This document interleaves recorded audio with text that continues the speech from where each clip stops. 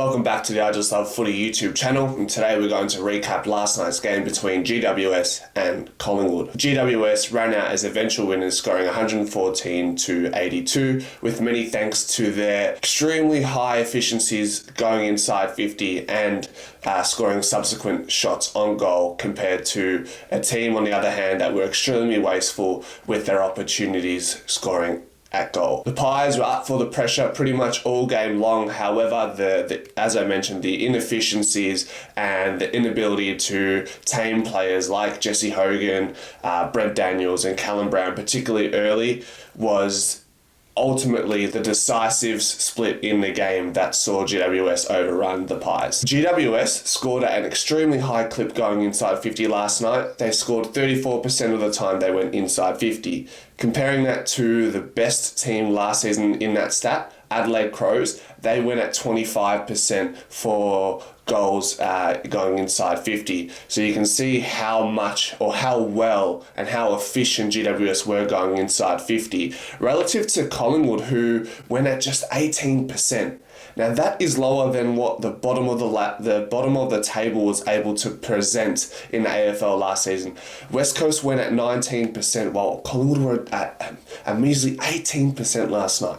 Now we can talk stats, we can talk players, but ultimately, if you don't win that stat, the most important stat arguably in the game, you're not going to win games. And you can say this, that, and the other. It doesn't matter. Because you can really just narrow it down, and it's as simple as GWS were efficient, Collingwood were inefficient, and that's the end of the story. That's round zero, and that's 1 win to GWS, and that's 0 wins for the Pies thus far. Along with Collingwood's inefficiencies in front of goals, I think we weren't able to capitalise on the amount of inside 50 pressure we applied to GWS. We had 21 tackles inside 50, which is 9 above what the best team could do last season, which was GWS. And ironically, conversely, in their 50, they were only able to apply 1 tackle inside 50. Now, if I break that down as far as what the eye saw, that told me there was repeat stoppages in Collingwood's inside 50, but we weren't able to kick the goals. Rather, we were just able to wrap our hands around those players and get repeat stoppages, which isn't enough. You've got to be kicking goals from those stoppages. And on the other hand, GWS only applied 1 tackle inside 50, but it didn't matter, because if they weren't marking the ball going inside 50, when that ball hit the deck in the second sequence, they were kicking those goals right away. So that stat can be a bit misleading sometimes, but it was promising that Collingwood were able to accumulate 21 tackles inside 50 for the game. Another damning stat from last night was the fact that GWS kicked 12 goals, 2 from their set shots, whereas Collingwood were 2 goals, 7 in that same domain, unfortunately. Tying in that stat with the next one, Collingwood only took 6 marks from 49 inside 50 entries at the point of three-quarter time. To get an idea of what that means, well, last season Collingwood would average 52 inside 50s and accumulate 13 marks inside 50. So we've halved what our efficiencies are typically like going inside 50 when it comes to taking those marks inside 50. Now, talking about Pies defensively, I think we did look a little bit at sea, particularly in those transitions where GWS were able to move the ball from end to end, and they did that very well. And as I mentioned, if they didn't take the mark, the ball was hitting the deck, and the ball would the play would quickly turn into a shot on goal, which was likely to be a goal for that matter. Charlie Dean, pretty strong learning curve for him this game. I'm reluctant to make a judgment on a player who's just played their first AFL game. I think he has rite of passage to have a few games, string them along, and then we can make a judgment on his trajectory for the season. However, he's going to have to hold off players like Jeremy Howe and Billy Frampton, who are waiting to have their own opportunities. Now, Jeremy Howe's obviously a walk-in starter, so do we fit in Charlie Dean, Darcy Moore and Jeremy Howe all together? I'm not too sure. Depends, it also depends on the opposition, how many tools they have, how strong are their tools, do they have medium-sized forwards? These are the permutations Fly will have to go through on a weekly basis, of course. And then I must say, I was surprised that Frampton wasn't picked over Charlie Dean. I thought he did pretty well in some of the practice matches he played this season, along with the intra-clubs. I think we're going to have more of a say from Billy Frampton this season. Unfortunately, it wasn't his turn last night, but I'm sure he will get a shot at some point. The one player I will say that could be in a selection dilemma is Ash Johnson. Last night, there was a moment in the first quarter where he could have applied some serious pressure to a player exiting our forward inside 50, and he was just just jogging, just trotting along, and just looked at ease and wasn't too bothered about what that player, what his opposition player was doing in that moment. And for him not to be applying that pressure that early in the game is concerning, because you should have a full tank and be raring to go in a round one clash against a team that beat you in the prelim just last season. So along with that, he dropped a couple marks that he should have taken in some leading marking sequences in particular. And I think the person that will trouble him for a position next week is Reef McInnes. With Reef McInnes, he might not be as much as a threat aerially, but he is very fast off the mark and can take some great marks on the lead, and we've seen that in recent times. And we know when the ball hits the deck, he's good below his knees, having that midfield craft in the past, and then his pressure application is going to be at a level that we would expect when it comes to the Collingwood brand. It would be harsh, but when you're in a premiership side, there's not a lot of room for error because there are players waiting. These players have been working their ass off to get a spot in the last couple seasons, let alone just this pre-season. So Reef could come in, but I think it's more of a flip of a coin. Is Fly going to be relentless and make a statement and say, and Ash's performance as far as pressure was concerned does not embody the Collingwood way, and because of that we're going to bring Reef in. So we'll wait and see where this goes over the week. Talking to some key matchups, Tom Green versus Jordan De Goey. I think Tom Green leaves with a little bit of solace after being beaten in that prelim matchup last season. He left the game with 30 disposals, 9 clearances, 9 score involvements, 6 tackles and a goal during a time when the game was up for grabs. So a clutch moment for him to kick a set shot goal as well.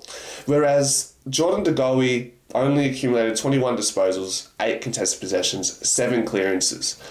It's not a bad performance. It's not a great performance. And we'll talk about Nick Dacos. That's a great performance. But when you're coming up against great midfields that comprise of players like Tom Green, Josh Kelly, and Canelio, you need to be having better than an average performance. And when the game was up for grabs, I didn't see Jordan De Goey a whole lot.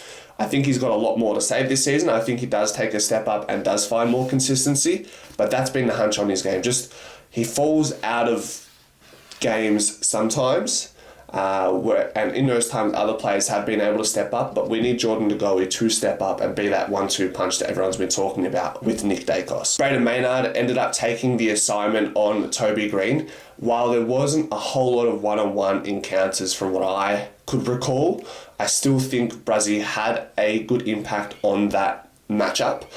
Toby Green only ended up accumulating 15 disposals and 1 goal.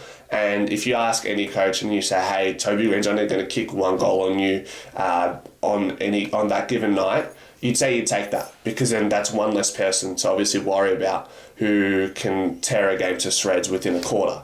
Unfortunately for Collingwood, GWS had blokes like Callum Brown, who kicked 4 goals in the first half. Brent Daniels kicked a career-high 4 goals, and then Jesse Hogan pitched in as well. So there were players who, not that we were unaware of, but players who were less likely to leave an imprint on the game in the way that they did. So, I would say a break even in this case. Toby Green did kick an amazing goal on Markov. Basically burnt him on the turn as the ball went beyond them, and kicked a nice check side goal. So that was a unbelievable goal and arguably goal of the game, probably goal of the round at this point. Best on for Collingwood. I had to go with 2 players here. I needed to give this second player their flowers, but firstly, Nick Dacos. What do we have? We had 34 disposals, 16 contested possessions, 10 clearances and a goal, and probably could have kicked another goal as well. An outstanding performance. He's going to take our midfield somewhere where we haven't been before, and that's a midfield that wins clearances, that wins contested ball. But it would have looked a lot nicer if we were able to kick better going inside 50, and if our forwards are able to convert some of the opportunities they had. We would have been praising Nick Dacos's game a lot more than what it probably will get in the end because of the result. His partner in crime wasn't exactly a midfielder, but it was a ruckman in Darcy Cameron. 20 disposals, 10 contested possessions, 2 goals, and 3 intercept marks. There was also a moment in the second quarter where he was ready to pretty much just hack the ball out of our defense. But as he's raised the ball and put it on his foot, he's pulled it and just kicked it out to the right and found a player like 15 metres away and was able to create a build-up sequence from there. Those are the little things I love about Darcy Cameron that other ruckmen probably typically don't have in their kit bag. They don't have that presence of mind to pull the kick at the last second and find a short target. Darcy Cameron also has the ability to find those short 45s going into the middle. I've seen that before.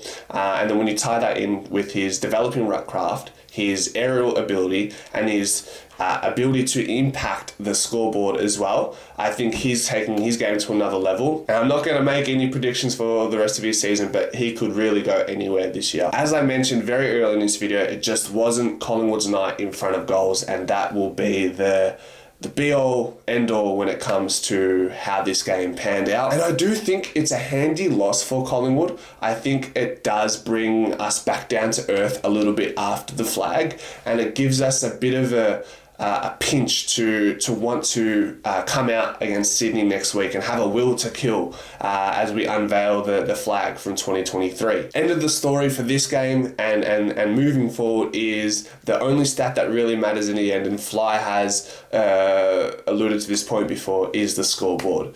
Nothing else matters if you can't win that stat on the scoreboard. I hope you guys have a good day. See you next time. Bye.